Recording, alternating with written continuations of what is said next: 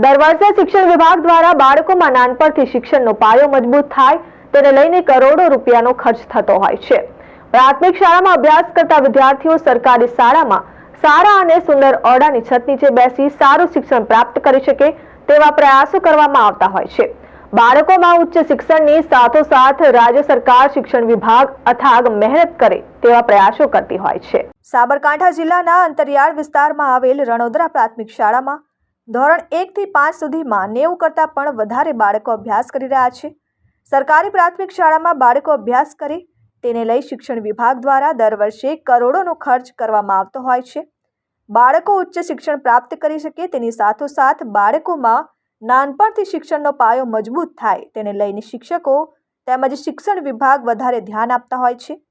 દર વર્ષે શિક્ષણ વિભાગ કરવામાં આવતો કરોડોનો સાબરકાંઠા જિલ્લાના અંતરિયાળ વિસ્તારમાં ખર્ચ પાણીમાં ગયો છે।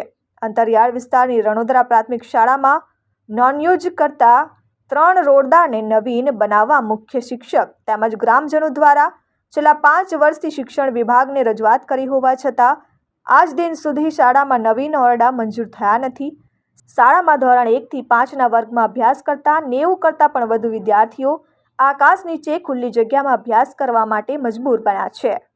રણોદરા ગામ આવેલું છે। એ રણોદરા ગામની અંદર એક પ્રાથમિક શાળા આવેલી છે। એ પ્રાથમિક શાળાના ઓરડાઓ આજથી 5 વર્ષ પહેલાં નોન યુઝ થઈ ગયેલા છે। એ નોન યુઝ થયા પછી આજ દિન સુધી ગામ લોકોએ, શિક્ષકોએ અને દરેકે વાલી વારસાએ રજૂઆત કરવા છતાં આજ સુધી મંજૂર થયેલ નથી। પરંતુ એ શાળાના જે નાના બાળકાઓ છે એમને ચોમાસાના અંદર, શિયાળાના અંદર અને ઉનાળા અંદર ભણવામાં બહુ તકલીફ, કારણ કે ખુલ્લા મેદાનમાં બેસીને ભણે છે। તે ખુલ્લા મેદાનમાં બેસીને ભણવામાં એમને બહુ તકલીફ પડે છે। જ્યારે ચોમાસું આવે છે ત્યારે વધારે તકલીફ પડે છે, કારણ કે ચોમાસામાં જે બહાર મેદાનો બેસતા હોય છે ત્યારે આજુબાજુથી વરસાદ આવતો અને વસોટ આવતો એ બાળકોને, નાના બાળકોને ભણવામાં બહુ તકલીફ પડે છે। જેથી સરકારશ્રીને મારી અપીલ છે કે તાત્કાલિક સત્વરે ધોરણે એ શાળાના ઓરડાઓ મંજૂર કરી અને તાત્કાલિક મંજૂર કરી આપે એવી મારી નમ્ર વિનંતી છે। અમારે આ શાળામાં છેલ્લા 5 વર્ષથી રૂમો નોન યુઝ થઈ ગયેલા છે, જેથી અમે આ બાળકોને રૂમમાં બેસાડી શકતા નથી। આ બાળકોને અમે ખુલ્લામાં બેસાડીએ છીએ।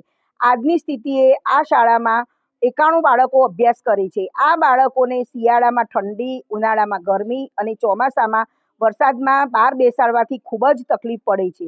અમને શિયાળો, ઉનાળો અને ચોમાસામાં ભણવામાં ખૂબ મુશ્કેલી પડે છે। નવા રૂમ બને ત્યારે અમે શાંતિથી ભણી શકીએ। હું રણોદરા પ્રાથમિક શાળામાં ભણું છું અને એ તો પડે એવી બીક લાગે છે। અમને નવા રૂમ મળે તો ખૂબ સારી રીતે ભણી શકીએ છીએ અને અંદર કોગળા અને પથ્થર જેવા પડે છે। અત્યારે અમે બહાર બેસીને ભણીએ છીએ।